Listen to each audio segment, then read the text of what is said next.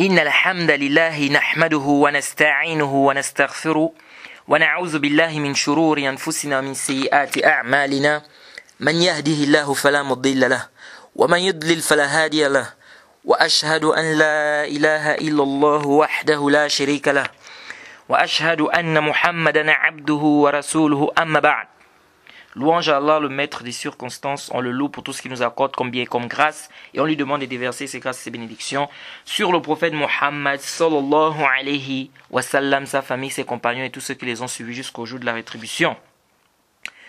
Alors nous sommes toujours dans le cadre de notre programme qui est Kitab al-Jihad, le chapitre du Jihad du Durar al-Bahiyya fil Masail al-Fiqhiyya de l'imam Mohammed ibn Ali al-Shawkani rahimahullah. Et nous nous sommes arrêtés sur les Ghanaim, donc le butin. On a dit que le cours que nous allons voir, n'est-ce pas, dans la prochaine séance, devrait se centrer sur le butin de guerre. Jade, c'est pourquoi l'imam Ash-Shawkani dit Fasl Thani Ahkam al-Ghanaim. Le Ghanaim, donc al-Ghanima, c'est-à-dire le butin de guerre. Et on a expliqué que le butin de guerre, c'est quoi? Ce sont les biens, n'est-ce pas, que les musulmans vont prendre après avoir eu le dessus, ou bien après avoir vaincu leurs ennemis, donc les koufars. Donc tout ce que les koufars vont délaisser comme bien, ça rentre dans quoi? Dans le butin de guerre. C'est ce qu'on appelle le butin de guerre. Donc ce sont les biens que les mécréants vont délaisser après que les musulmans aient eu la victoire sur eux. Jade. Alors, l'imam Ash-Shawkani ici dit ceci, et ça c'est l'un des chapitres aussi les plus importants aussi dans le djihad, et c'est très important d'ailleurs. Donc, vraiment, je demande que vous soyez attentionnés, c'est-à-dire que vous fassiez attention ici, parce que parfois ça peut un peu embrouiller les gens, parce qu'il y a un peu de calcul ici. Jade. Alors, le cheikh ici dit, mais c'est sale, c'est facile, Inch'Allah.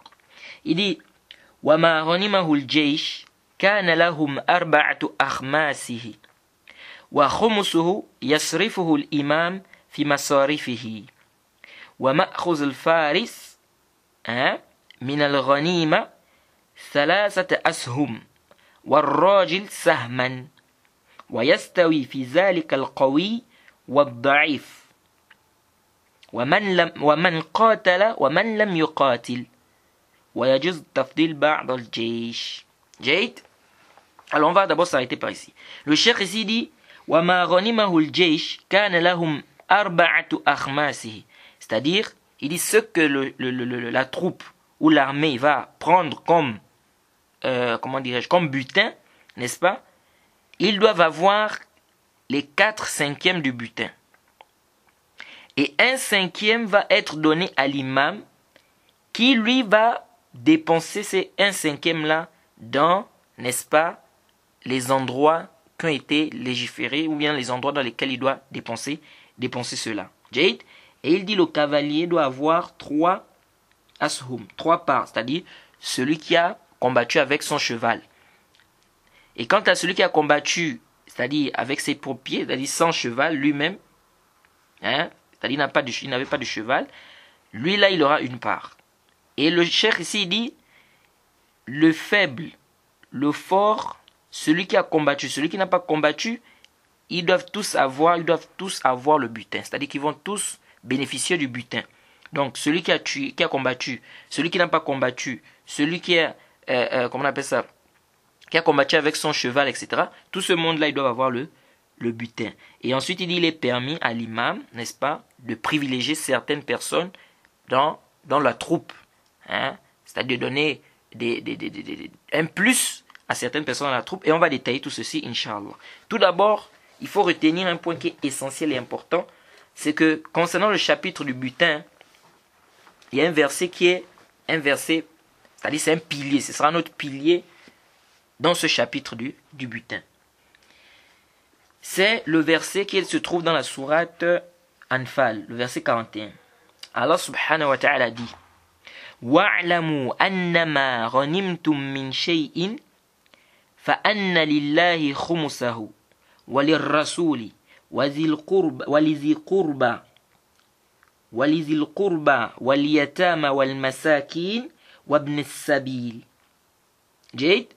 Allah dit dans le Coran, je répète, وَاعْلَمُوا أَنَّمَا غَنِمْتُم مِّن شَيْءٍ فأن لله خمسه وللرسول ولذي القربى واليتامى والمساكين وابن السبيل.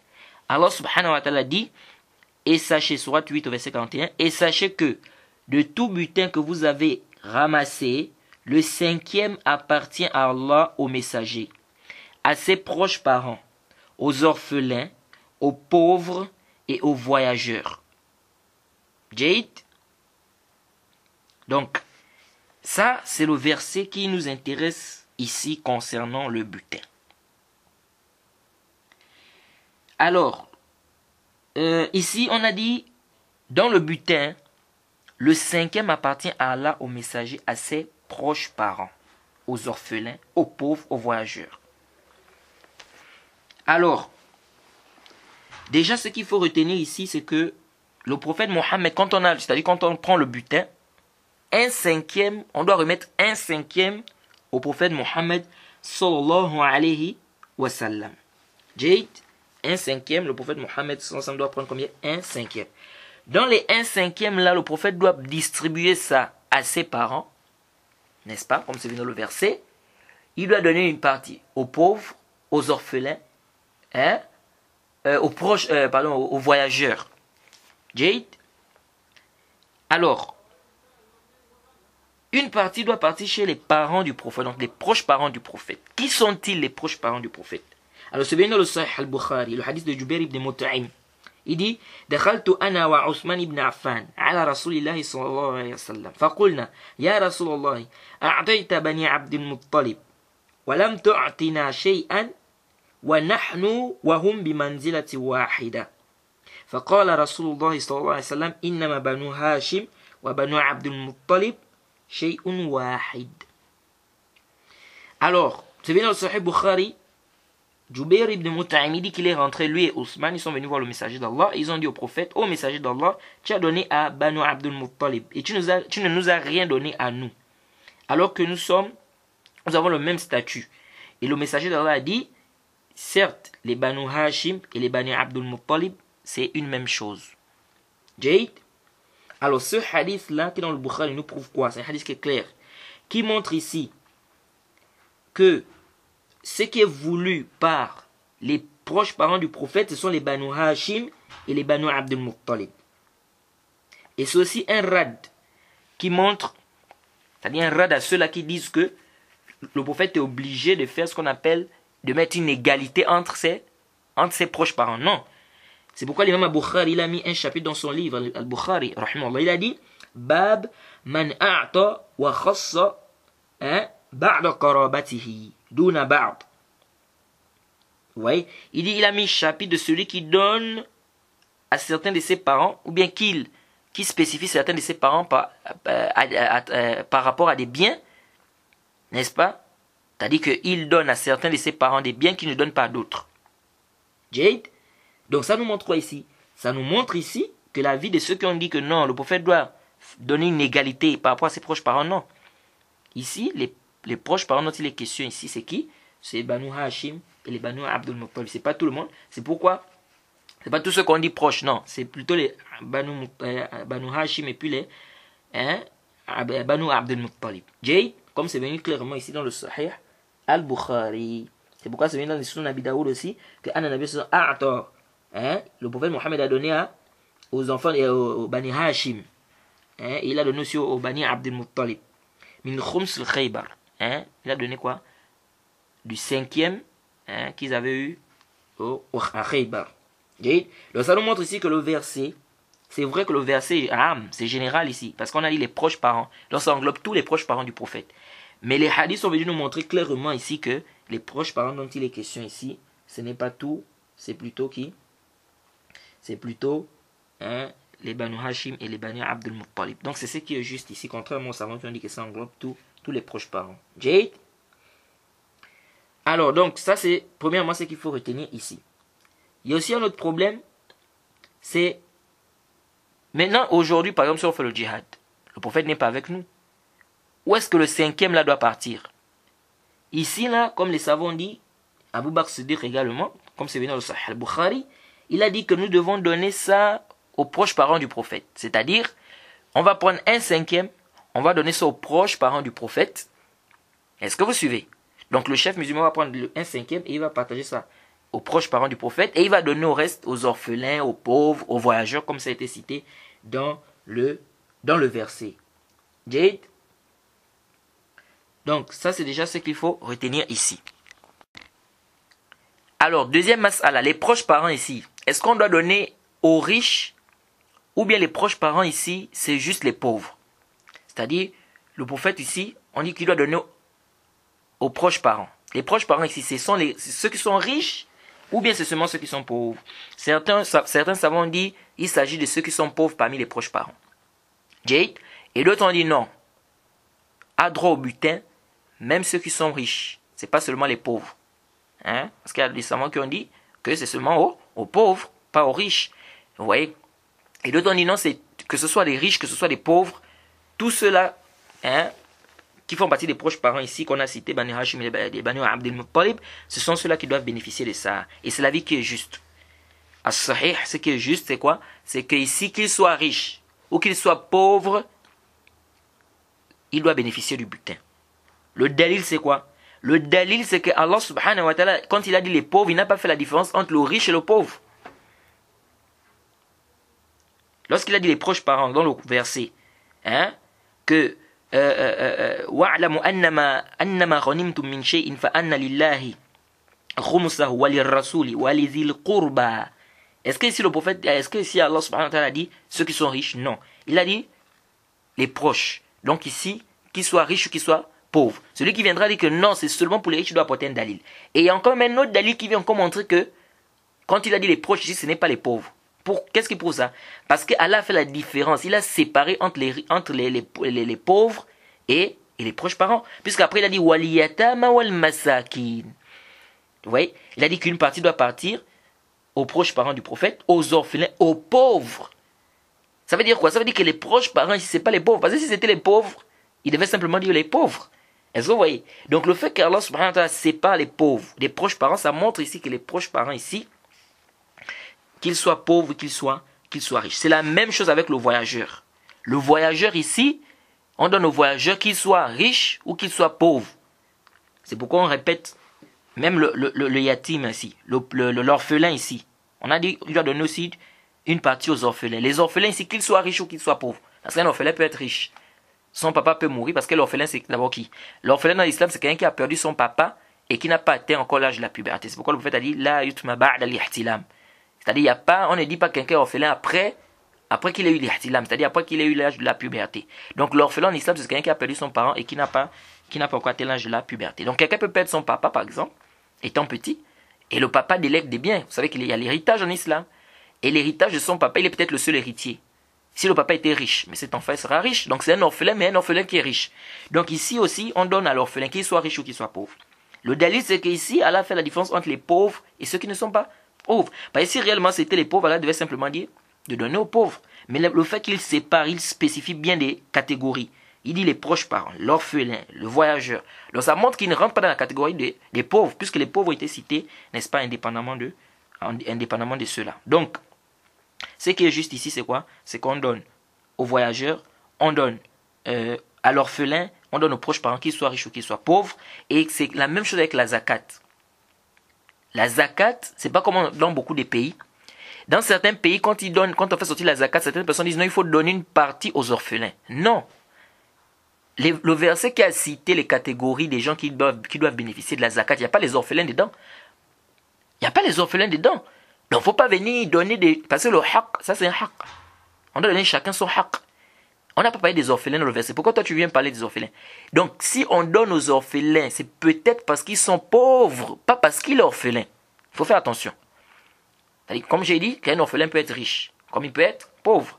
Alors, si on donne à un orphelin, si on doit donner la zakat à un orphelin, c'est parce qu'il est pauvre, c'est parce qu'il rentre dans la catégorie des pauvres, pas parce qu'il est orphelin. C'est-à-dire, c'est pas le simple fait qu'il soit orphelin qui nous dit qu'on doit lui donner la zakat là. Parce qu'un orphelin peut être riche. Donc, si c'est un orphelin qui est pauvre, oui, on donne la zakat, pas parce qu'il est orphelin, mais parce qu'il est pauvre. Il faut faire la différence. Et la même chose aussi dans le Coran, Allah a parlé du voyageur. Hein? Certains disent non, c'est le voyageur qui est en difficulté, tout ça. Tout ça n'a pas de dalil. Parce qu'Allah, dans le verset, il a fait la différence. Donc, on doit faire la différence. Donc, qu'il soit riche ou qu'il soit pauvre, donnez-lui sa zakat. Parce qu'il fait partie des catégories qui ont été citées dans le verset. Et on a cité également les pauvres. Alors si réellement lui, il s'agissait des pauvres ici, on devait le citer directement. On ne devait pas on ne devait pas séparer, on ne devait pas dire le voyageur. Puisqu'on a déjà dit les pauvres. Donc ça englobe tout ce monde-là. Est-ce que vous voyez? Mais le fait qu'Allah subhanahu wa ta'ala sépare ces catégories-là, ça montre que celui-là, même s'il est pauvre, même s'il est riche, pardon, on doit lui donner la zakat. Donc ici, on revient ici pour le butin. Donc le butin ici, ceux qui ont été cités dans le verset, qu'ils soient riches ou qu'ils soient pauvres, on doit leur donner le butin. Parce que les pauvres ont été cités ici clairement. Donc ça montre qu'ils ne font pas partie de cette catégorie. Ça, c'est ce qui est juste ici. C'est ce qu'il faut retenir. Jade?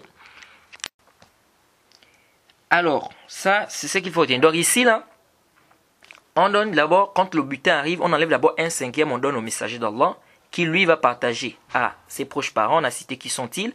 Il va donner aux orphelins, il va donner aux pauvres, il va donner aux voyageurs. Jade? Maintenant, le reste, c'est pour qui? Le reste ici, c'est pour la troupe. Il reste combien? Il reste le 4/5. Puisqu'on a enlevé 1/5. Donc il reste combien? Il reste le 4/5. Donc le 4/5 ici sera réservé à qui? Sera réservé au groupe. Mais comment est-ce qu'on sait que le reste est pour? Puisqu'Allah n'a pas dit les 4/5 c'est pour la troupe. Il a juste dit qu'on doit enlever le 1/5. Comment on sait que les 4/5 c'est pour la troupe? Mais c'est clair.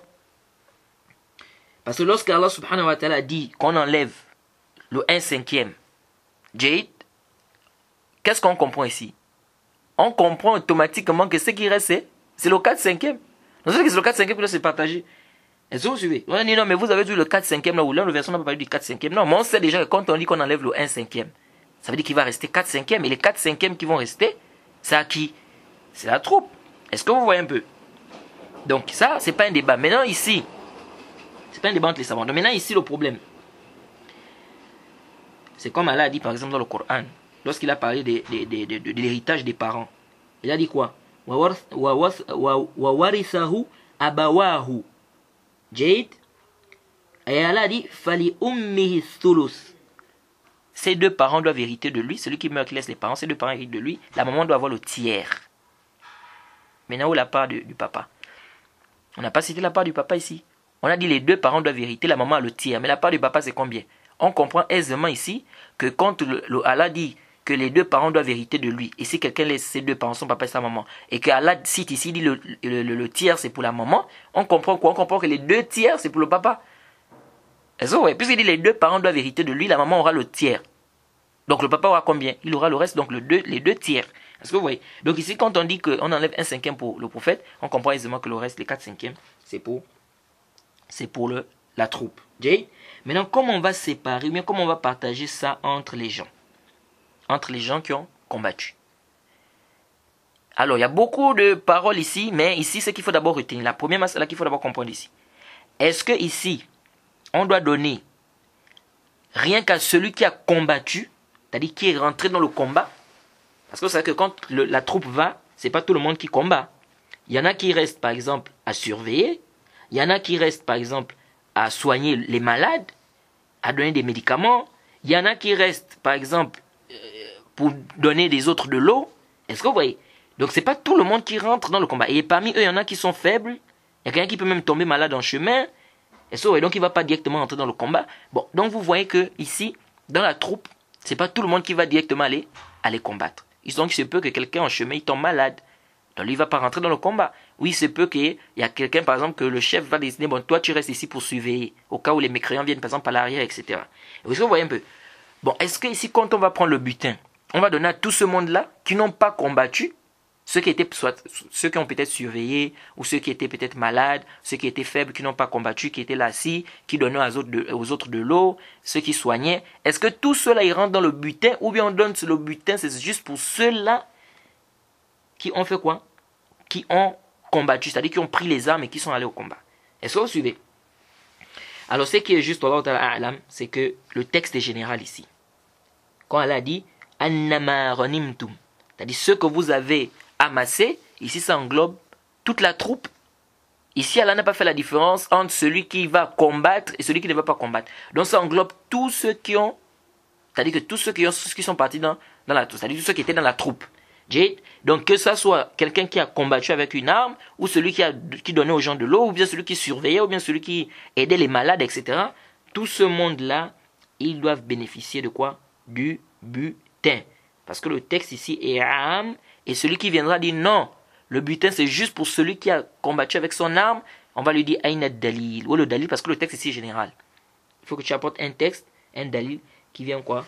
Montrer que c'est juste limité à ceux qui ont combattu, c'est-à-dire qui ont attrapé les armes et qui sont allés au combat. J. Donc tout celui qui est dans la troupe, le Jaish, qu'il combatte ou qu'il ne combat pas, ici là, il doit bénéficier de quoi? Il doit bénéficier du butin. J. Donc ça c'est ce qu'il faut déjà retenir ici. Et puis aussi, il y a aussi le cas des femmes. Les femmes et les enfants. En réalité, les femmes et les enfants, elles n'ont pas une part, les femmes et les enfants n'ont pas une part spécifique dans le butin. Ça, il faut retenir ça.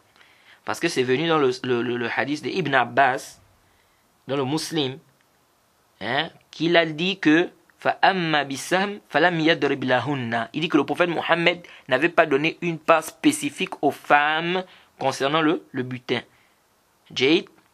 Donc, il n'y a pas une part spécifique aux femmes. Mais le chef musulman peut faire ce qu'on appelle, c'est-à-dire une gratification. C'est-à-dire, il peut gratifier les femmes, n'est-ce pas, en leur donnant quoi? Quelque chose du butin. Mais il n'y a pas une part spécifique. Il n'y a pas une part spécifique. Et quant au hadith qui est venu dire Ashama Rasulullah sallallahu alayhi wa sallam li rijal kama ashama li nisa, ça c'est un hadith da'if. C'est-à-dire le hadith qui dit que le prophète a donné une part aux hommes de la même manière qu'il a donné une part aux femmes, ça c'est un hadith qui est da'if, la sih. Jade.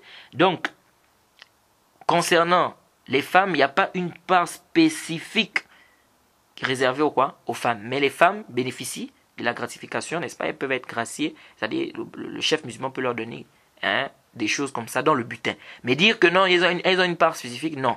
Et ça aussi, c'est avec raison, puisque les femmes déjà vivent sous la tutelle de leur mari. Et donc, si le mari, on lui a donné déjà une part, c'est évident qu'il va bénéficier de ça, ou bien sa famille va bénéficier de cette part-là. Bref. Donc ici, les femmes n'ont pas une part spécifique par rapport au butin. Jade. Alors, donc ici, là, le cheikh ici nous dit que, premièrement, le Homus, donc le 5e va aller au chef musulman, au prophète, et il va partager, comme on a dit, aux catégories qui ont été citées. Et le groupe, ou bien la troupe, ils vont avoir le 4/5e. Jade. Ensuite, le cheikh ici dit wa ma'khuz al-faris min al-ghanima thalathat ashum. C'est-à-dire, le cavalier, celui qui aura combattu avec des chevaux, ou bien avec son cheval, etc., il aura 3 parts. Jade, celui qui aura combattu, comme on a dit, à pied, il aura quoi? Une seule part. Et c'est pourquoi le cheikh après il dit Yastawi fi dhalika al-qawi wa ad-da'if wa man qatala wa man lam yuqatil. Donc il dit rentre à l'intérieur celui qui est faible, celui qui est qawi, qui est fort, celui qui a combattu, celui qui n'a pas combattu. Donc on a déjà détaillé que tout le monde ici a droit au butin. Donc tout ce monde-là qui sont dans la troupe, ils ont droit au butin, qu'ils aient combattu ou qu'ils n'aient pas directement combattu. Jade. Alors ici là, c'est venu dans des hadiths où le prophète Mohammed, son hadith d'Ibn Abbas par exemple dans le Sahih, Bihaqi aussi a rapporté le hadith d'Ibn Abbas, il dit Anna Nabi sallallahu alayhi wa sallam a'ta lil faris thalathat ashum wa a'ta ar-rajil sahman. Vous pouvez donner au cavalier, celui qui avait donc qui a combattu avec son cheval, 3 parts, et celui qui a combattu, c'est-à-dire à pied, sans cheval, c'est-à-dire avec ses propres pieds, ici il a eu combien? Une seule part. Jade. Donc ça montre ici que celui-là qui va combattre avec le cheval, il a plus de mérite que celui qui va combattre à pied. Il a utilisé son cheval pour combattre. Il a plus de mérite. Est-ce que vous suivez?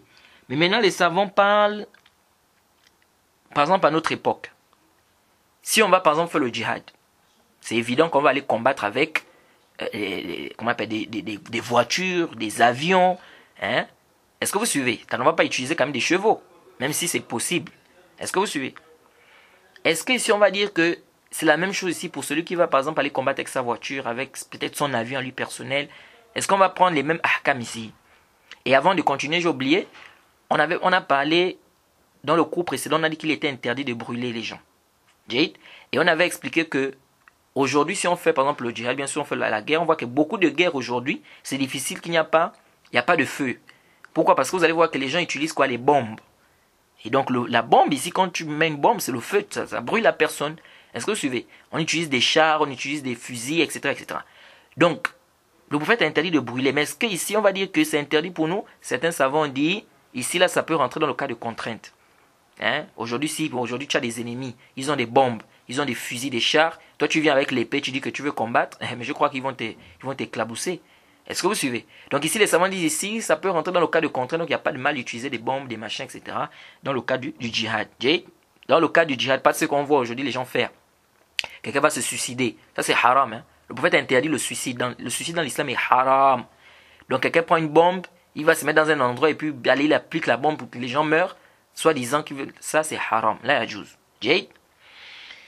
Alors, je reviens ici pour dire que les savants ont dit donc ici, il aura 3 parts, comme le Cheikh Ibn Othaymin. Le Cheikh Ibn Othaymin dit, ici, là, ces ahkam là sont valides aussi pour aujourd'hui, pour notre époque, par exemple. Si on utilise des fusils, si on utilise des voitures, des avions. Donc celui qui va utiliser, par exemple, sa voiture, ou bien son avion personnel, par exemple, pour le djihad, il aura plus, concernant les parts, par rapport à celui qui va aller combattre seulement à pied. Est-ce que vous voyez? Et pourquoi? Il y a une sagesse dans ça. Parce qu'il a utilisé ici son engin. Il a utilisé son engin ici. C'est sa voiture qu'il a utilisée. Peut-être la voiture va être bousillée là-bas. Peut-être l'avion va être éclaboussé. Peut-être l'avion va exploser, etc. Est-ce que vous voyez un peu? Donc il a utilisé ça, ses engins. Vous voyez? Donc il y a une sagesse ici qui est plus de bien. Mais maintenant, là où il y a un problème, c'est si c'est l'État, c'est-à-dire c'est le gouvernement qui déploie, qui octroie ces armes-là. C'est-à-dire le gouvernement octroie par exemple à cette personne-là des voitures pour combattre. Le gouvernement octroie à cette personne-là par exemple des avions. Est-ce que ici aussi, on va dire que non, celui qui a l'avion, il a 3 et celui qui a machin. Bon, le Cheikh Ibn Othaymin, il dit ça.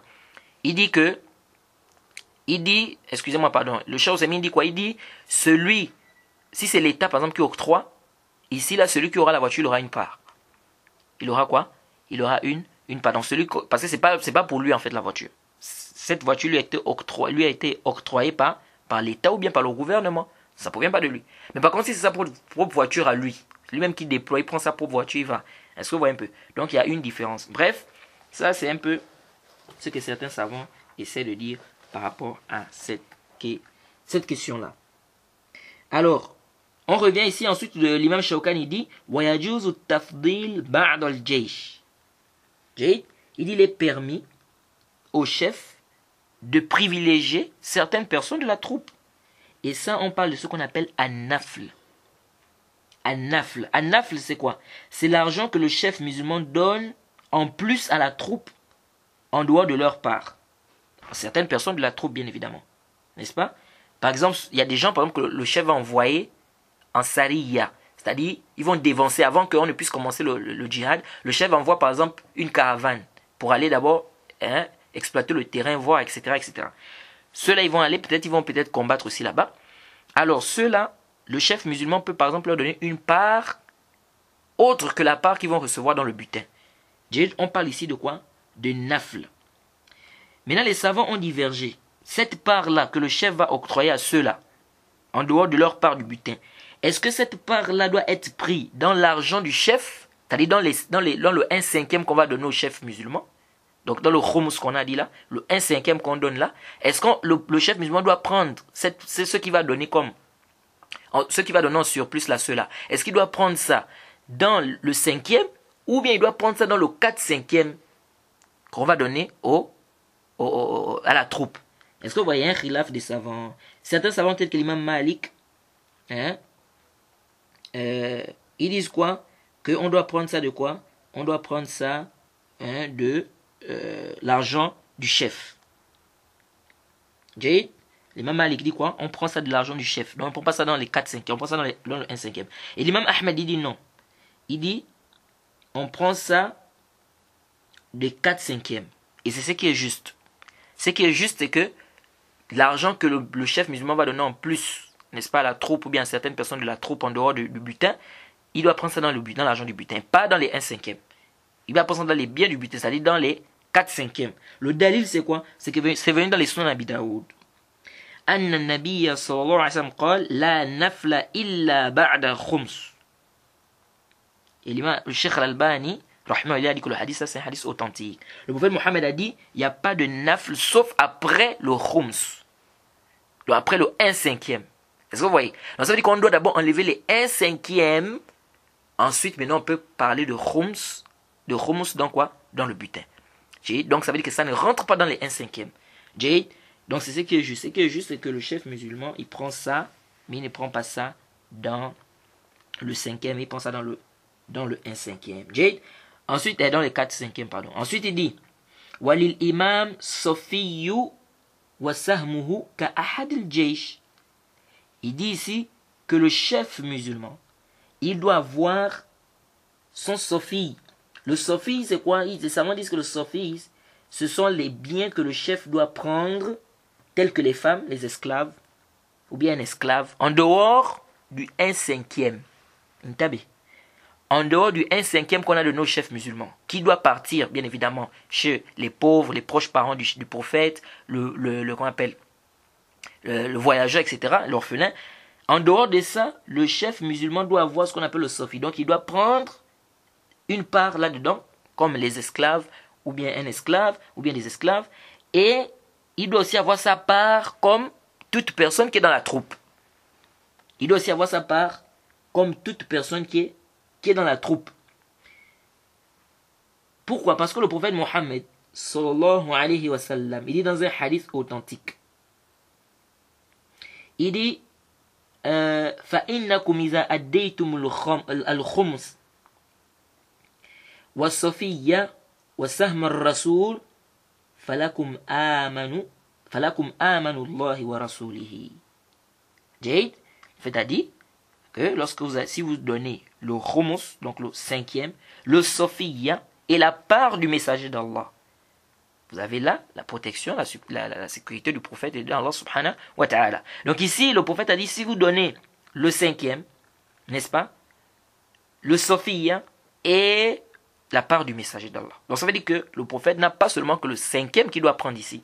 Il doit prendre et le 5e, et il y a aussi un ajout, il doit prendre aussi sa part comme toute personne qui est dans la troupe. Pourquoi? Quelqu'un peut dire non, mais comment? On lui donne d'abord 1/5, donc on doit avoir de nos chefs musulmans 1/5. Ensuite, on doit encore ajouter aux chefs musulmans d'autre part. Nous disons oui. Le prophète Mohammed, qu'est-ce que le prophète dit dans le Musnad de l'imam Ahmed? Il dit Ya yuhannas, innahu la yahillu li min ghanaimikum illa al-khums wal khums mardudun fikum. Wal khums mardudun fikum. Le prophète dit, ô vous les hommes, il ne m'est licite de votre butin que le 5e. Est-ce que vous voyez? Et ce 5e est encore réparti entre vous. Est-ce que vous voyez? Le prophète dit, il ne m'est licite dans votre butin que le 5e, mais le 5e là, c'est réparti entre vous. C'est-à-dire que le 5e là, le prophète dispatche son contre les musulmans. Ça veut dire que lui-même, il n'a pas. Parce que quand on dit, on a dit quoi? Que le 1/5, le chef musulman doit dispatcher ça à qui? Il doit donner ça aux proches, à ses proches parents. Il doit donner ça aux orphelins. Il doit donner ça aux pauvres. Il doit donner ça aux voyageurs. Donc ça veut dire qu'ici, le 1/5 là repart encore chez les musulmans. C'est pourquoi le prophète dit ici qu'il ne met licite que le 5e et le 5e là repart chez vous. Est-ce que vous suivez? Donc ça veut dire qu'en réalité, le chef musulman ici n'a pas sa part à lui. Donc c'est pourquoi ici on dit que non seulement il prend les 1/5 là qu'il va dispatcher entre les musulmans, mais en même temps, il doit également avoir sa part à lui. Donc il doit prendre le sofiya, donc des esclaves qu'il doit avoir dans le butin, parce que vous savez que si on combat des mécréants, les femmes, parce qu'on a dit qu'on ne tue pas les femmes, on ne tue pas les enfants. Donc ceux qui vont rester là, qu'on ne va pas tuer ici, il y a des esclaves. Mais parmi ces esclaves-là, ces esclaves reviennent aux musulmans. Est-ce que vous suivez? Est-ce que vous voyez un peu? C'est pourquoi, ça c'est le jahl. Ceux qui disent que non, l'esclavage a été aboli en islam, ça c'est le jahl. C'est l'ignorance. Et on va détailler ça parce que lui-même Shawkan, il va parler du fait de prendre quelqu'un en esclavage, etc. Un peu après, on va un peu détailler un peu les ahkam qui tournent autour parce que beaucoup de gens ne comprennent pas le problème de l'esclavage en islam. Alors, ici là, le chef a le droit de prendre les esclaves. Et ici, je tiens à rappeler un point qui est très important. C'est que quand on parle de l'esclavage ou de l'esclave, des koufars, quelqu'un peut dire non. Mais si là, il était marié avec sa femme, le kafir, le mécréant, il a été marié avec sa femme. Comment ça se fait dire que non, nous on va prendre sa femme et on va sortir avec sa femme? Mais il est toujours marié avec sa femme. On dit non. Dès qu'il divorce, dès que on a eu la victoire, une fois déjà, on s'accapare, n'est-ce pas, des femmes, des mécréants, automatiquement ici, il y a ce qu'on appelle le fasr, l'annulation de l'acte de mariage. C'est-à-dire, c'est-à-dire dès qu'on prend ces femmes-là, c'est fini ici. Est-ce que vous suivez? C'est-à-dire le mariage qu'elle avait avec son mari qui était kafr, ici là ça devient fasr. C'est-à-dire ça s'annule. Hein? L'acte là fait quoi? L'acte s'annule. Est-ce que vous voyez? Donc, c'est pas la peine de dire encore, oh non, mais comment elle était mariée avec le mécréant, donc peut-être là, ici là, le fasr ça s'annule. Mais sauf qu'elle doit faire ce qu'on appelle l'istibra. C'est-à-dire que avant d'avoir des rapports sexuels avec cette esclave-là, tu dois attendre une période de menstru. Tu dois attendre quoi?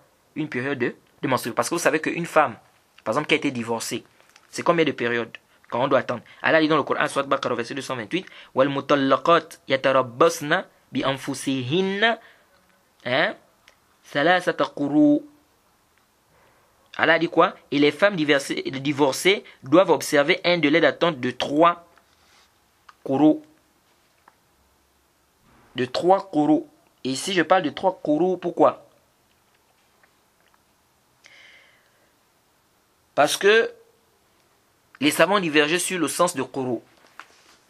Quru aussi, quand Allah dit dans le Coran qu'elles doivent attendre un délai de 3 quru. Ça là, c'est un quru in. C'est quoi ici le qur? Quru ici, ça veut dire quoi? Les savants divergent ici. Certains savants ont dit quru, ici, ça veut dire les menstrues. Donc, elle doit attendre une période de 3 menstrues. Jade. Et ils se sont appuyés sur des hadiths. Et ça, c'est l'avis également du Cheikh Al-Albani. Ils disent que le mot quru veut dire les menstrues. Donc, ça veut dire que la femme qui a été divorcée doit attendre 3 périodes de menstrues avant de faire quoi? Si elle veut avoir des rapports sexuels avec quelqu'un. Donc, 3 périodes de menstrues d'attente avant de se marier, etc. Jade. Et ils ont pris quoi comme dalil? Le dalil, c'est qu'ils ont dit, c'est venu dans les Sunan Ibn Majah, le hadith d'Aïcha, où elle dit Umirat Barira an ta'tada bis salasi hiyad, que le prophète a ordonné à Barira d'attendre une période de 3 menstrues. Ils ont dit donc qu'ici ça montre que le mot quru, ça veut dire les menstrues. Et ils ont un autre dalil, c'est que le prophète Mohammed sallallahu a dit dans un hadith authentique, il a dit à une femme Da'i salata ayam aqra'ika, ou aqra'iki, que le prophète Mohammed sallallahu a dit à une femme que délaisse la prière les jours de tes aqra'ik. Et ils disent qu'ici, la femme doit délaisser la prière à quel moment? Lorsqu'elle en menstrue. Donc le prophète a appelé les menstrues ici là, quru. Da'i salata ayam aqra'ik. Aqra'iki. Donc ici ça veut dire quoi? Ça veut dire ici que le mot quru dans le Coran, ça veut dire les menstrues. Jade. Et les autres savants ont dit non. Ils ont dit le mot quru dans la langue arabe, ça a 2 sens. Ça veut dire les menstrues, ça veut aussi dire tuhur. Ça veut aussi dire la période de pureté, la période sèche, c'est-à-dire lorsqu'il n'y a pas de menstrues. Donc pourquoi vous voulez dire que dans le verset, il s'agit ici de quru? Et c'est l'avis qui est juste. Wallahu ta'ala a'lam. Ce qui est juste, as-sahih ar-rajih, c'est que quru dans le verset, ce n'est pas les menstrues. Il s'agit de la période sèche. Même si on avait cet avis-là avant. On a passé des années avec cet avis-là, c'est-à-dire on a toujours pensé que le mot quru ici, ça veut dire les menstrues. Mais en réalité, après avoir fait un bahth, on s'est rendu compte que non. Le mot quru en vérité ici, c'est la période de pureté. Parce que nous avons un texte qui est sarih, qui est clair sur la question. Dans le Sahih al-Bukhari et le Sahih Muslim. Le hadith de Ibn Omar, que vous connaissez le hadith où Ibn Omar a divorcé sa femme étant en période de menstru. Le hadith là, c'est un hadith, si tu médites sur le hadith, tu vois que le hadith est clair sur la question. Donc en réalité, le mot quru dans le verset ici, il ne s'agit pas de la période de menstru, il s'agit de la période de pureté. Qu'est-ce que le hadith nous dit? Le hadith nous dit que le prophète Mohammed a dit, quand Ibn Omar a divorcé sa femme étant en période de menstru, parce que c'est interdit de divorcer sa femme en période de menstru, le prophète a dit à Omar ibn al-Khattab d'aller dire à Ibn Omar, Murhu falyuraji'ha, thumma liyumsikha hatta tathur, thumma tahid, thumma tathur, thumma insha'a amsaka, ba'da zalika, wa insha'a tallaqa, qabla an yamassa, fatilka iddatu allati amara an-nabi sallallahu تلك عدة التي أمر الله سبحانه وتعالى أن تطلق لها النساء. Vous voyez, le prophète a dit, demande-lui de récupérer cette femme-là, qu'il garde cette femme-là jusqu'à ce qu'elle soit en état de pureté, puis qu'elle ait les menstrues, puis qu'elle soit en état de pureté. Maintenant, s'il veut, il peut la garder, ou s'il veut, il divorce. Sans avoir eu des rapports sexuels avec elle pendant cette période de pureté, ça c'est la idda, c'est la période que Allah subhanahu wa ta'ala a demandé de divorcer les femmes. C'est pourquoi on avait déjà rappelé qu'un homme, s'il veut divorcer une femme, ça doit être une période de menstru entre deux périodes de pureté. Jade. وفي رواية مسلم, dans la version de Muslim, le prophète a dit مره فليراجعها ثم ليطلقها طاهرا أو حاملا. Le prophète a dit demande-lui de récupérer cette femme-là. Il doit divorcer cette femme-là en état de pureté ou bien si elle est enceinte. Donc les savants sont unanimes. Pour divorcer une femme, c'est haram pour toi de divorcer une femme en période de menstru. Deuxièmement, c'est haram pour toi de divorcer une femme en période de pureté dans une période où tu as eu des rapports avec elle. Jade. Là où c'est permis, c'est quoi? C'est permis de divorcer une femme si elle est enceinte, c'est permis de la divorcer, ou si elle est en état de pureté. Et bien évidemment, quand une femme est enceinte, vous savez qu'elle n'a pas de menstrues. Donc il est permis de divorcer une femme lorsqu'elle est en état de pureté ou lorsqu'elle est enceinte. Jade, arju an tantabihu. Et je demande votre attention ici parce que je disais que celui qui médite sur le hadith, il voit clairement que la femme qu'on a divorcée, la période d'attente, ce n'est pas 3 menstrues, mais c'est plutôt 3 périodes de pureté. Pourquoi? Suivez-moi attentivement. Parce que les savants se sont tous mis d'accord qu'il est permis de divorcer une femme lorsqu'elle est enceinte.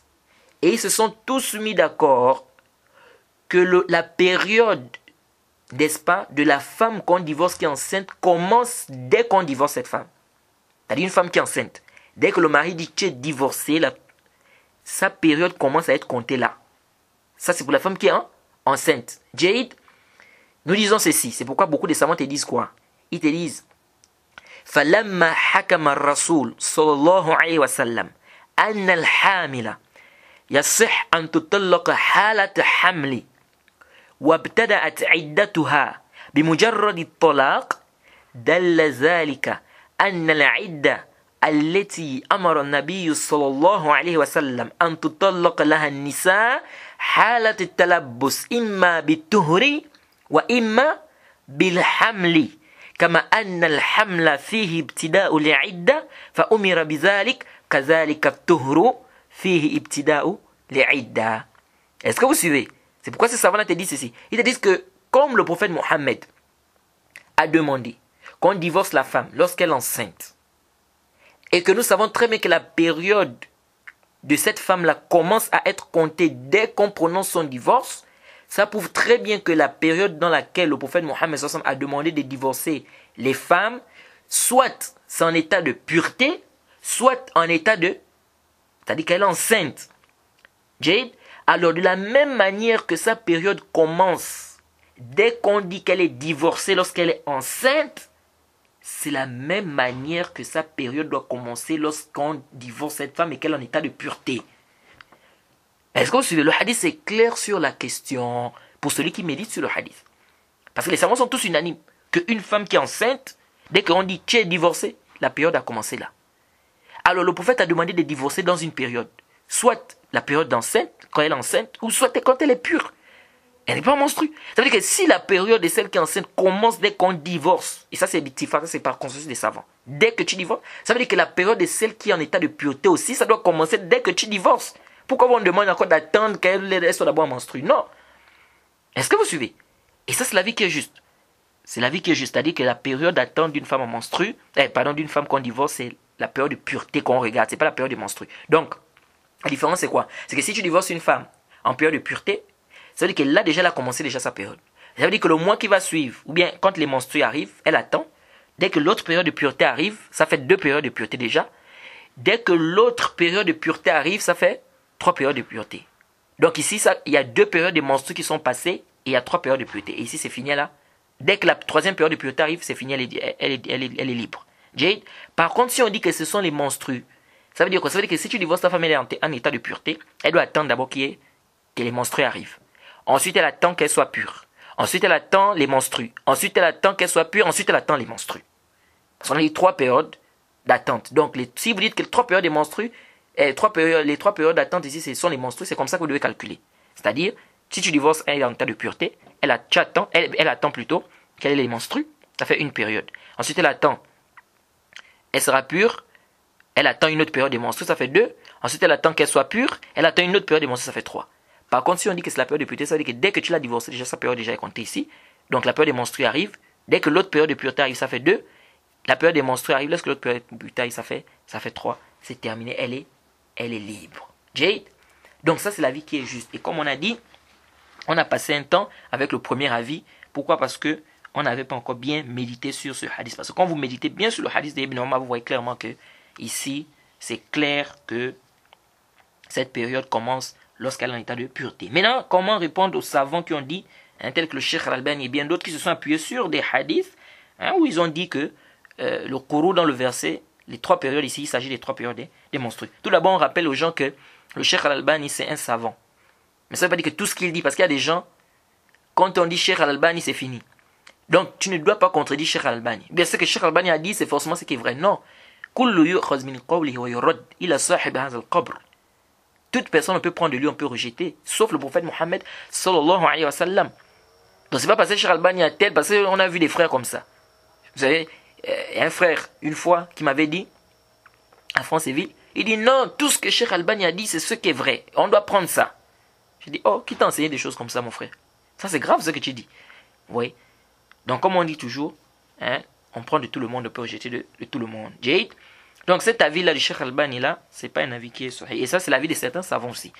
C'est pas un avis qui est juste. Ce qui est juste, c'est que Quru, ici, c'est la période de pureté. Et quant au hadith, que les savants là se sont appuyés, comme le hadith où on dit que Umirat, Barira, Anta'ta de Bisalas Hiyab, ça, c'est un hadith à problème. C'est un hadith fihi kalam. C'est un hadith qui a été rendu fait par beaucoup de savants tels que Ibn Taymiyyah, Ibn Qayyim, Ibn Abdel Hadi, Ibn Hajar. Donc les savants des hadiths, beaucoup de savants des hadiths ont rendu ce hadith-là da'if. Ils ont dit que c'est munkar au niveau du matn. Et il y a aussi un problème ici du shuzuz dans ce hadith-là.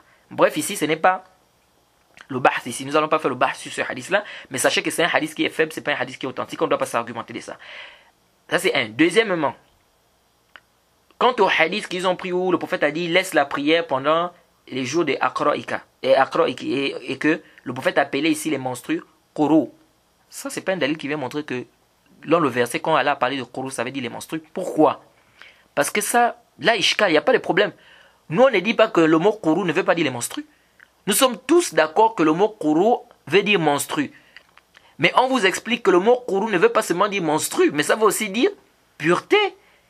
Alors le débat ici, ce n'est pas est-ce que le mot Quru, ça veut dire menstrue? C'est pas ça le débat ici. Nous sommes d'accord sur ça. Donc quand le prophète dit à cette femme-là de laisser la prière pendant sa période de Quru et qu'il a appelé on sait très bien que ce sont les menstrues ici, que les menstrues ont été appelées ici Quru, ça c'est pas notre débat ici. Nous sommes d'accord sur ça. Notre débat ici c'est le verset. Le verset où Allah a parlé de Quru pour celle qui est divorcée. Est-ce que ici ce qui est voulu dans le verset, c'est les menstrues? C'est là le débat. Le débat, c'est pas est-ce qu'on appelle Quru menstru. Non, nous sommes d'accord qu'on peut appeler Quru menstru. Comme on peut appeler Quru aussi la période de pureté, Tuhur. Ça, c'est connu dans la langue arabe. Alors, l'ishkal, maintenant, c'est dans le verset. Est-ce que ce verset-là, le mot qui est venu là-bas, Quru, ça veut dire les menstrues? C'est là notre débat. Donc, on peut nous apporter un hadith qui dit que le prophète a appelé Quru, a appelé les menstrues Quru. Oui, est-ce qu'on a dit que le mot Quru ne veut pas dire les menstrues? Non, c'est pas ça le débat. Le débat là-bas, c'est sur le verset. Donc, l'avis qui est juste, c'est quoi? C'est que la période d'attente d'une femme qu'on a divorcée, c'est 3 périodes de pureté et non pas 3 périodes de menstrues. Même si, n'est-ce pas, on avait cet avis-là avant, n'est-ce pas, que c'était quoi la période de menstrues. C'est pourquoi on dit toujours aux gens que la science, il faut faire des recherches. Cheikh Al-Albani disait toujours Al-ilmu la yaqbal al-jumud. C'est-à-dire que la science n'accepte pas l'inertie. C'est-à-dire que c'est pas parce que tu as appris quelque chose que c'est fini, tu te limites là. Non, il faut faire des recherches, il faut pousser les recherches et tu peux découvrir des choses. Et vous allez voir beaucoup de savants changer d'avis dans beaucoup de positions.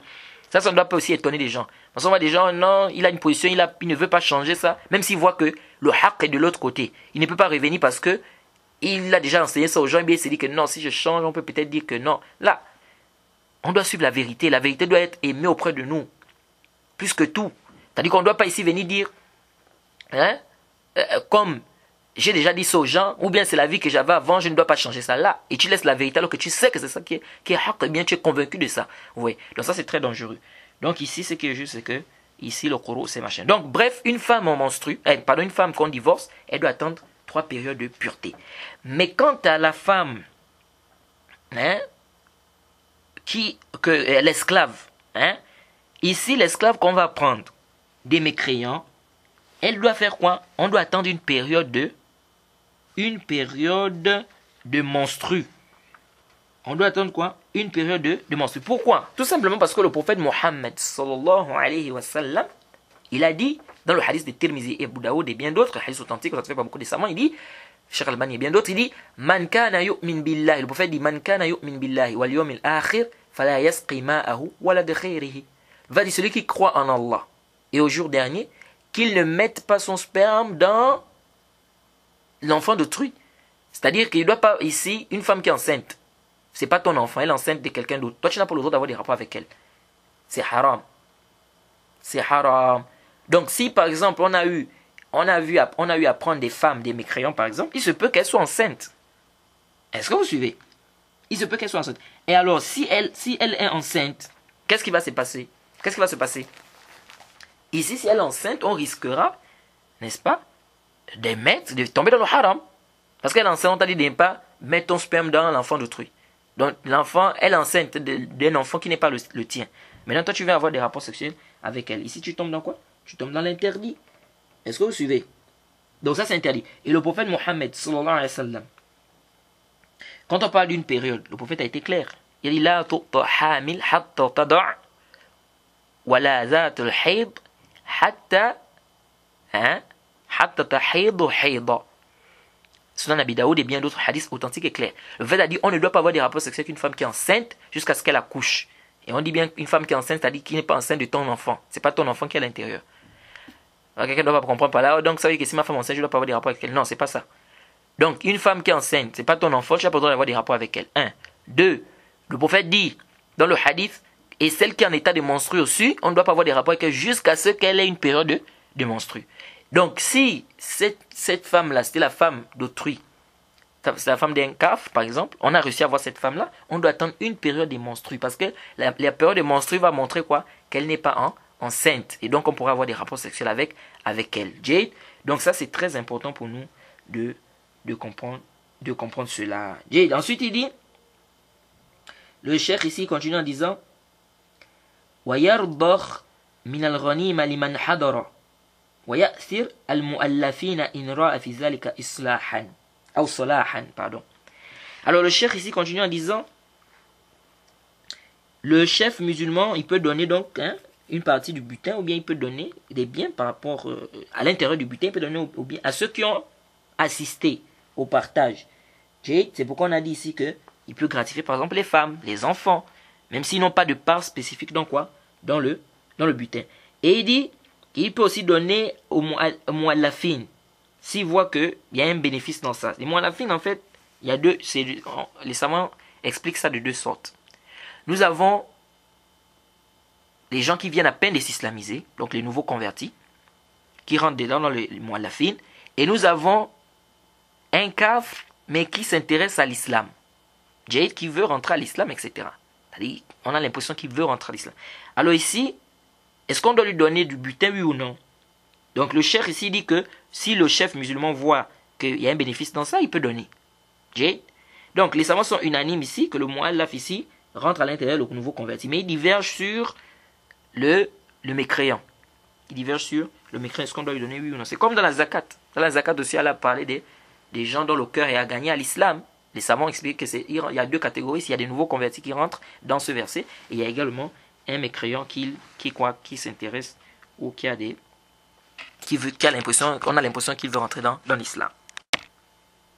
Alors l'imam al-Shawkani continue dit wa iza raja'a ma akhadhahu al-kuffar min al-muslimin kana li malikihi. Il dit si les musulmans récupèrent leurs affaires que les kuffars ont eu à prendre, il dit ça revient aux propriétaires parmi les musulmans. Ça c'est une mas'ala qui est importante ici, qu'il faut bien comprendre. C'est-à-dire, les koufars ont certainement pris des biens des musulmans. Soit dans une guerre, ou soit dans, ils ont eu à voler des biens des musulmans. Jihad. Maintenant, les musulmans ont combattu ces koufars-là, dans le djihad. Ils ont eu la victoire. Donc, ça veut dire que tous les biens-là reviennent aux musulmans. Mais le problème, c'est que dans les biens-là, nous avons des biens qui appartiennent à certains musulmans.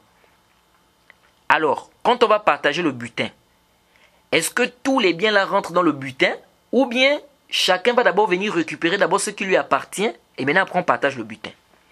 Je ne sais pas si vous avez suivi la mas'ala.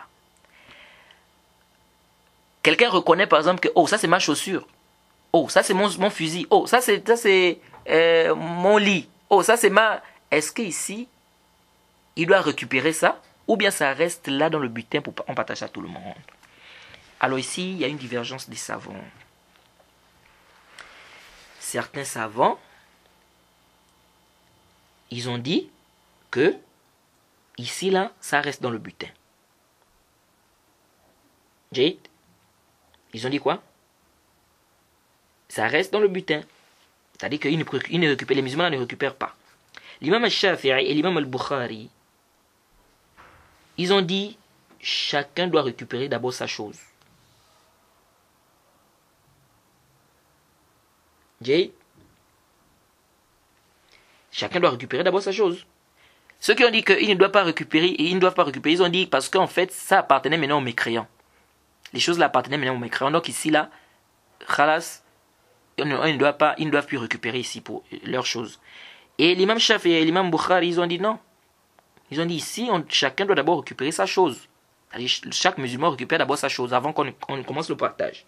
C'est-à-dire que s'il a été prouvé réellement que c'est sa chose, c'est prouvé, il y a des preuves claires. Ils disent chacun récupère d'abord sa chose. Et d'autres ont fait la différence. Ils ont dit si on n'a pas encore fait le partage, il peut récupérer sa chose. Mais si on a déjà fait le partage, ici là c'est fini. C'est fini, ne prend plus. Et l'imam al-Bukhari, il a cité ta'liqan dans son sahih que Ibn Omar, il avait été, c'est-à-dire on avait pris à Ibn Omar des choses, c'est-à-dire des mécréants avaient pris à Ibn Omar des choses. Et lorsqu'ils ont fait le djihad, Ibn Omar a récupéré sa chose. Hadith, comment appelle, Imam Bukhari a cité ça dans son sahih ta'liqan. Et Ibn Hajar, il a rappelé que ce hadith est mawsoul, donc c'est un hadith qui remonte, la chaîne de transmission est rattachée dans le tarliq ta'liq. Jade. Donc ça c'est les deux avis des savants de manière globale. Donc certains savants ont dit non, ça rentre dans le butin, personne ne récupère quelque chose, quoi que ce soit. Et d'autres savants ont dit qu'on doit d'abord récupérer, chacun doit récupérer sa chose. Et ce qui est juste, c'est que chacun récupère sa chose. Ce qui est juste, c'est que chacun récupère d'abord sa chose. Pourquoi? Parce que quand ceux-là qui ont dit que non, ça appartenait aux mécréants, non, ça n'appartenait pas aux mécréants. Quelque chose que tu as volé, que tu as pris de force sur quelqu'un, ça t'appartient. Ça t'appartient pas. Donc venir dire que non, ils ne peuvent plus récupérer ça parce que ça appartenait déjà aux mécréants. Non, ça ne leur appartenait point. Parce qu'ils ont pris ça, soit par vol ou soit par force. Donc ce que tu vas prendre chez quelqu'un là-bas par force, ce que les mécréants vont venir prendre, quelqu'un vient, il me vole ma chaussure. Si je retrouve ça, je ne dois pas récupérer parce qu'on va dire non, ça lui appartient déjà parce qu'il a volé. Là, est-ce que vous suivez? Ça c'est différent. Donc il faut faire la différence des choses ici. Donc ici, on peut pas, ça c'est un dalil déjà qui ne tient pas. Deuxièmement, c'est venu dans le Sahih Muslim.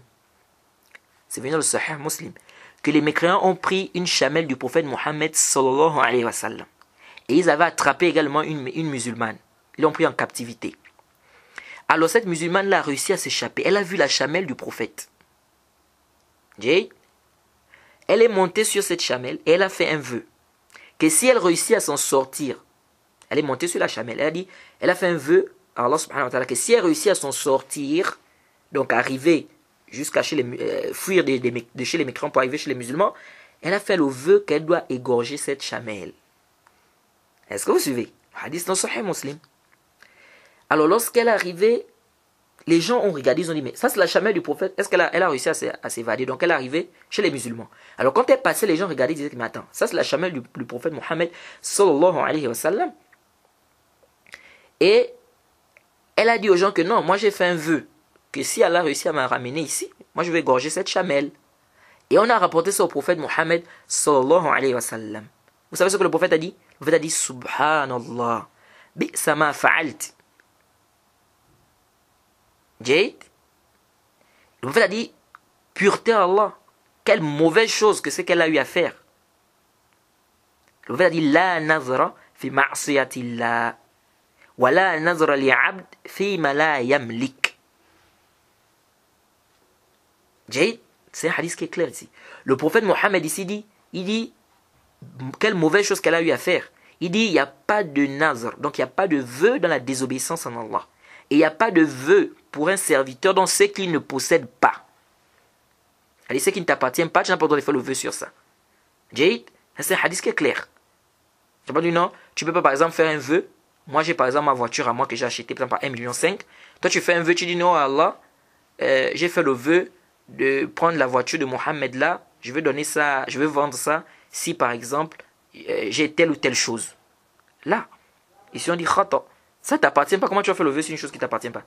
Et ça, c'est un dalil qui est clair ici. Ça montre clairement que les choses que les mécréants ont eu à prendre des musulmans, si on réussit à récupérer ça, chacun récupère sa chose. On ne doit pas dire que non, c'est rentre déjà dans, comme ils avaient déjà pris ça, donc ça leur appartient. Non. Et ça me fait penser à un frère. Une fois, on était en train de parler, j'expliquais un peu, je leur expliquais un peu le chapitre du djihad. Et puis, j'ai amené la mas'ala, j'ai amené le hadith. Il disait non, lui ne voit pas ici que chacun doit récupérer sa chose. J'ai dit comment? J'ai dit, c'est pas tout de dire que tu ne vois pas. Il faut rapporter des preuves, il faut soutenir cela avec des dalils. Parce que tout le monde peut venir dire, non, moi je trouve que chacun ne doit pas récupérer. Là, il faut soutenir. Pourquoi tu dis que chacun ne doit pas récupérer sa chose? Alors, pourquoi ici? Suivez attentivement ce qui nous intéresse dans le hadith. Ce que le prophète a dit, il n'y a pas de nazr, il n'y a pas de vœu dans la désobéissance en Allah. Et il n'y a pas de vœu dans ce que tu ne possèdes pas. Pourquoi le prophète a dit ça? Parce que simplement cette chamelle-là ne lui appartenait pas. Ça appartenait à qui la chamelle? Ça appartient au prophète. Donc le prophète ici doit récupérer quoi? Sa chamelle. C'est pourquoi ici on dit, le hadith ici est clair. Pour montrer ici que si les koufars, on a réussi à prendre des biens que les koufars avaient pris aux musulmans, et que le butin arrive, chacun reconnaît sa chose, il doit récupérer sa chose. On ne peut pas dire non, c'est plus ta chose ici. Parce que c'était pour les koufars, donc ça ne t'appartient plus, ça appartient déjà aux koufars. Donc ici on partage sur le butin. Là, je récupère d'abord ma chose. Vous voyez? Maintenant ensuite, ce qui reste, des koufars, on fait quoi le partage? Et comme on a dit, il faut que ça soit prouvé aussi que c'est ta chose. C'est pas quelqu'un vient se dire non, ça c'est pour moi là. Il faut quoi? Il faut des preuves claires qui montrent quoi? Que cela t'appartient. Jade? Donc ça c'est ce qu'il faut retenir ici concernant cette mas'ala là. Ensuite le cheikh ici il dit, donc il dit ici si les musulmans récupèrent des choses que les koufars ont pris, hein, mais al-muslimin kana li malikihi, ça repart chez son propriétaire. Le cheikh, c'est l'avis de l'imam Shawkani ici. Donc l'imam Shafi'i, l'imam al-Bukhari, l'imam Shawkani et bien d'autres savants, ils ont dit le propriétaire doit récupérer sa chose. Jade. Ensuite il dit wa yahrum al-intifa' bi shay'in min al-ghanima qabla al-qisma illa at-ta'am wal 'alaf. Il dit il n'est pas permis de bénéficier ou de profiter des choses du butin avant qu'il y ait eu le partage. Il dit sauf la nourriture, des trucs comme ça ou des fruits, etc. Et ça, vous voyez. Et ça, c'est un khilaf des savants. Certains savants ont dit qu'il n'est pas permis de prendre quoi que ce soit dans les terres des koufars. C'est-à-dire, quand on va combattre les koufars, on ne prend rien. Pourquoi? Parce que tout ça va rentrer dans le butin. Vous voyez? Et ça peut arriver. Donc, ici, là, c'est un khilaf. Certains ont dit ça. Et d'autres savants ont dit non. Comme l'imam Shawkani ici dit, on ne prend rien, oui, c'est vrai. Mais il est permis de prendre au moins la nourriture. Et ça, c'est vrai. Parce que c'est venu dans le Sahih al-Bukhari. Ça a été rapporté dans le Sahih al-Bukhari de Ibn Omar.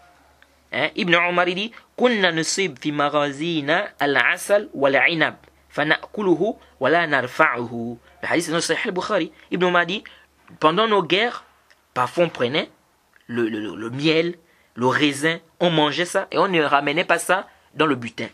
Le hadith c'est dans le Sahih al-Bukhari. Donc ça prouve quoi? Ça prouve qu'il est permis, par exemple, quand on combat les mécréants, si on trouve de la nourriture, des raisins, des trucs comme ça, et puis on a faim, on prend, on mange, il n'y a pas de problème. On ne doit pas dire non, on ne doit rien toucher, ça rentre dans le butin. Là, ici, là, on peut prendre ça. Mais en dehors de ce qui n'a pas été cité dans les hadiths, où il n'y a pas un dalil, on ne doit pas venir quoi? On ne doit pas prendre. Et pourquoi certains savants même te dire que tu peux utiliser. Il y a des savants qui vont même te dire que tu peux utiliser même les vêtements, par exemple, ou bien, par exemple, des choses qui appartiennent aux koufars, même si on n'a pas encore partagé le butin, mais à condition. Ils disent à condition que tu ramènes ça au butin. C'est-à-dire quand on va partager le butin, tu ramènes cette chose-là. Et à condition aussi que tu ne gaspilles pas. Alors donc ils disent que si tu es sûr que tu ne vas pas gaspiller ça et que tu dois ramener ça au butin, ils disent il n'y a pas de mal. Par exemple, tu as trouvé par exemple le cheval d'un mécréant. Il dit tu prends. Après tu ramènes ça au butin. Bref, ce qu'il faut retenir ici, comme l'imam Shawkani a dit ici, qu'il n'est pas permis de prendre les choses du butin. Sauf quoi? Comme on a dit, ce qui est venu comme exception. Il dit ensuite, il est permis il est interdit, c'est haram, de faire ce qu'on appelle al-ghulul. Et al-ghulul, vous savez c'est quoi al-ghulul? C'est le fait de prendre des biens dans le butin avant qu'on ne fasse le partage.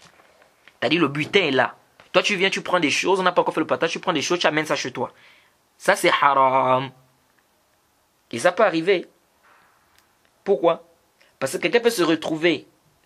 Il peut se retrouver par exemple seul dans un endroit. Un musulman par exemple peut se retrouver seul dans un endroit. Il voit beaucoup de biens des koufars par exemple. Il voit des biens, l'argent, des trucs, etc. Il peut prendre et mettre dans sa poche.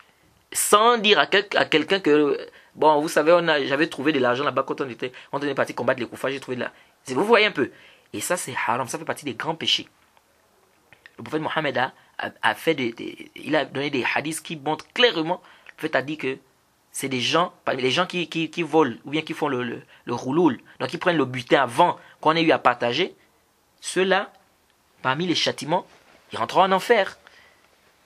La personne peut rentrer en enfer pour ça. C'est pourquoi c'est venu dans des hadiths même, que le prophète Mohammed sallallahu alayhi wa sallam a dit à quelqu'un qu'il est en enfer à cause de ça. Dans le Sahih Bukhari Muslim. Le prophète a dit il est en enfer parce qu'il avait fait quoi? Il avait pris les biens du butin avant qu'on ne puisse faire quoi? Le partage. Donc prendre le butin, c'est quoi? Avant le partage, c'est quoi? C'est haram. C'est haram. Le prophète Mohammed sallallahu alayhi wa sallam, il a interdit cela. Et d'ailleurs, même ça fait partie des grands péchés. Donc c'est interdit de prendre le butin avant qu'on ait eu à faire le partage. Maintenant ici, il y a un problème. Si par exemple la personne a eu à prendre, il se repent. Il a pris le butin par exemple, il se repent. Ibn Munzir dit que les savants sont unanimes que s'il se repent, il doit rendre ce qu'il a pris. Il doit rendre ça dans le butin. Jade. Mais ça c'est si le butin n'a pas encore été partagé. Ça c'est un ittifaq, c'est-à-dire les savants sont unanimes.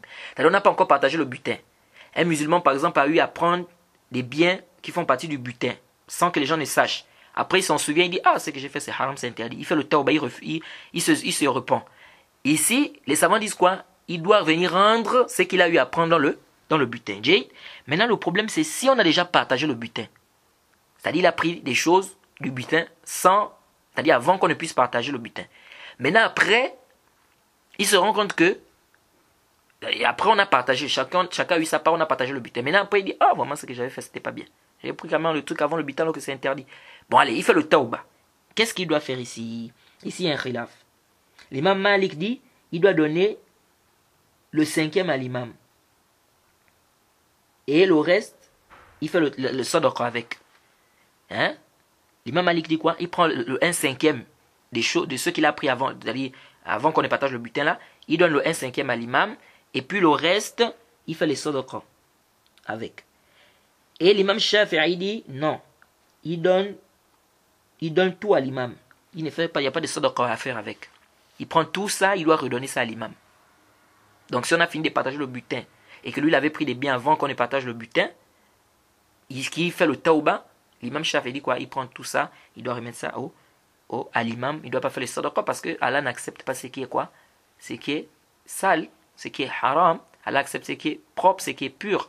Vous voyez donc, ce qu'il a fait là c'est du haram, mais il ne peut pas faire les sadaqa. Et même ceux qui ont dit qu'il fait le sadaqa, ils vont te dire qu'il fait les sadaqa, mais il ne doit pas espérer le ajr de ça. La récompense de ça. Pourquoi? Parce que l'argent là c'est pas quoi? C'est pas licite. C'est pourquoi le prophète Mohammed sallallahu alayhi wa sallam a dit que Allah est bon, il est pur et il n'accepte que ce qui est bon et ce qui est pur. Bref, voilà un peu ce qu'il faut retenir ici sur la mas'ala de quoi? Du rouloul, c'est-à-dire que c'est interdit. Le rouloul, donc c'est interdit de voler les biens ou de prendre des biens avant qu'on partage le butin. Ensuite, le cheikh ici termine et dit wa min jumlati al-ghanima al-asra. Jid wa yajuz al-qatl wa fida aw al-man. Alors ici, le cheikh ici nous parle des captifs de guerre. Il dit parmi les ghanima, ceux qui rentrent aussi dans le ghanima, nous avons les captifs de guerre. Les captifs de guerre, donc ceux qu'on va attraper parmi les mécréants. Jid. Donc on va attraper les femmes, les enfants, etc. Il y a par exemple des koufars qu'on pourra attraper. Alors il dit ici, il est permis de tuer ceux-là. Et on a déjà dit que les femmes, les enfants ne les tuent pas. Mais par exemple, des hommes qu'on va par exemple attraper en captivité. Il dit ici, le cher, on peut les tuer. Donc soit on les tue, ou soit on demande une rançon par rapport à eux. C'est-à-dire que on demande aux mécréants que vous nous donnez une rançon si vous voulez qu'on vous remette telle ou telle personne. Ou bien on les met en prison. Donc c'est permis de les tuer, c'est permis de demander la rançon, et c'est permis de les enfermer. Jade. Ça c'est ce qu'on appelle les captifs de guerre. Ça c'est permis, c'est venu, il y a des notions qui sont venues là-dessus clairement. Alors ici là, si le captif là il s'islamise, par exemple, est-ce que c'est profitable pour lui? C'est-à-dire on a attrapé un kafr. Maintenant il dit bon moi je deviens musulman, j'atteste. Est-ce que c'est profitable pour lui? C'est profitable pour lui. Nous disons oui, c'est profitable pour lui. Dans un sens, c'est pas profitable pour lui dans un autre sens. Ça veut dire quoi ça? Ça veut dire qu'ici, si ce mécréant-là, il atteste, il rentre dans l'islam, ici, on ne peut plus le tuer. Mais ça ne veut pas dire qu'il ne peut pas être esclave, ou ça ne veut pas dire qu'il ne peut pas être enfermé. Donc il peut être enfermé, il peut être esclave. Mais on ne peut plus le tuer. Pourquoi? Parce qu'il est devenu musulman. Est-ce que vous suivez? Et donc son sang est devenu sacré. Jade, c'est pourquoi c'est venu dans des hadiths qu'il y a quelqu'un qu'on avait attrapé comme ça, un captif parmi les mécréants, et il a testé. Et le prophète a dit c'est-à-dire que c'est-à-dire le prophète a dit si tu avais dit ça avant même qu'on t'attrape, ça devait mieux te profiter. Jade. Donc s'il s'islamise, on accepte son islamisation. Mais il reste esclave.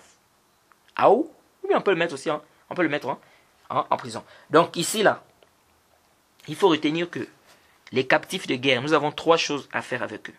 Soit, c'est-à-dire les prisonniers qu'on va attraper parmi les koufars, soit on met ces gens-là en prison, soit on les tue, soit on demande quoi, une rançon par rapport à cela. Jade. Donc, parce qu'il y a des gens parfois qui se posent aussi des questions ici. Ils disent, mais comment on dit esclave musulman? Parce qu'on demande de faire sortir en compensation un esclave musulman. Comment un musulman va être esclave? Oui, c'est dans ce sens-là. Quelqu'un, par exemple, un captif qu'on a attrapé parmi les koufars, par exemple, après il s'islamise. Mais ça ne veut pas dire qu'il est devenu libre, non. Le fait de s'islamiser ne veut pas dire que tu deviens libre, non. C'est vrai, on peut plus te tuer, ton sang est devenu sacré, ça ne veut pas dire que tu deviens libre. Tu peux toujours rester esclave. Et donc là, tu es un musulman esclave. Est-ce que vous voyez? Et donc c'est comme ça qu'on obtient, par exemple, un esclave musulman. Oui, maintenant c'est le chef, c'est-à-dire celui qui a cet esclave en sa possession, qui peut décider soit de le libérer ou s'il veut, il ne le libère pas. Et on va bien détailler un peu les ahkam de l'esclavage en islam. Parce que les gens confondent, les gens parlent de n'importe quoi. Hein? Comment est-ce qu'on doit se comporter envers les esclaves en islam? On va détailler tout cela, Inch'Allah, peut-être le cours prochain, Inch'Allah. Bref, ici, là, Allah dit dans le Coran, la sourate Mohammed, le verset 4, que lorsque vous rencontrez au combat ceux qui ont mécru, il dit quoi? Frappez-en les coups. Puis, quand vous les avez dominés, enchaînez-les solidement. Ensuite, c'est soit la libération gratuite, soit la rançon. Jusqu'à ce que la guerre, n'est-ce pas, dépose ses fardeaux. Donc ici, c'est permis de les enchaîner, donc d'enfermer ces captifs. C'est permis également de demander la rançon et c'est permis également de les tuer. Comme c'est venu dans plusieurs hadiths également, que le prophète Mohammed sallallahu alayhi wa sallam avait pris des gens de Bani Mustaliq comme esclaves. Il avait enfermé certaines personnes et il a également comme Soumama ibn Asal, que vous connaissez, vous voyez, Abi As ibn Rubai', le prophète l'avait enfermé également. Ouais, et il est permis également de demander quoi? La rançon. Comme cela s'est produit avec la guerre, lors de la guerre de Badr. Donc voilà un peu ce qu'il faut retenir ici de manière générale sur les ahkam du butin de guerre. Alors je pense que on a fait le tour. Donc ici là, le prochain cours, Inch'Allah, on va parler des sentences des captifs, des al-Jasus, les espions, al-Hudna, c'est-à-dire le pacte. Si on fait par exemple un pacte avec des mécréants qu'il n'y a pas de guerre entre nous, on doit faire ça. Quelle est la période limitée? Est-ce qu'il y a une période limitée ou bien on peut faire un pacte avec des mécréants à vie ou bien comment? Donc on va détailler ça, Inch'Allah, le cours prochain. On va aussi parler des ahkam, n'est-ce pas, des captifs. Et là-dedans, on va un peu essayer de tourner autour de c'est quoi l'esclavage en islam? Quand on dit esclavage, comment on doit se comporter avec les esclaves, etc., etc. Quelles sont les sentences qui tournent autour de ça? Parce que beaucoup de gens ne comprennent pas. On va aussi parler de l'espion. Est-ce qu'il est permis de tuer un espion parmi les koufars, tout ça, tout ça? On va détailler ça, Inch'Allah, le cours prochain. Et on va aussi parler du amana, hein, la sécurité. Si un musulman donne la sécurité, parce qu'on peut dire, en arabe, on peut dire amanatun, on peut dire amanun. Tous les deux, ça rentre dans quoi? Dans le cadre de la sécurité. Donc, le fait de donner la sécurité, par exemple, à un mécréant. Si un musulman dit, bon, je te donne la sécurité, est-ce qu'il est permis à un autre musulman de venir tuer cette personne? On va détailler ça, Inch'Allah. Aujourd'hui, les pays t'accordent, par exemple, le visa. Hein? Quand tu accordes le visa, ça veut dire qu'on te donne la sécurité d'entrer dans le pays, etc. Est-ce que tu as le droit d'aller, tu rentres là-bas, tu commences à massacrer les gens? Tout ceci, on en parlera. Tout ceci, pardon, on en parlera de ça dans le cours prochain, Inch'Allah. On s'arrête par ici. سبحانك اللهم بحمدك أشهد أن لا إله إلا أنت أستغفرك وأتوب إليك السلام عليكم ورحمة الله وبركاته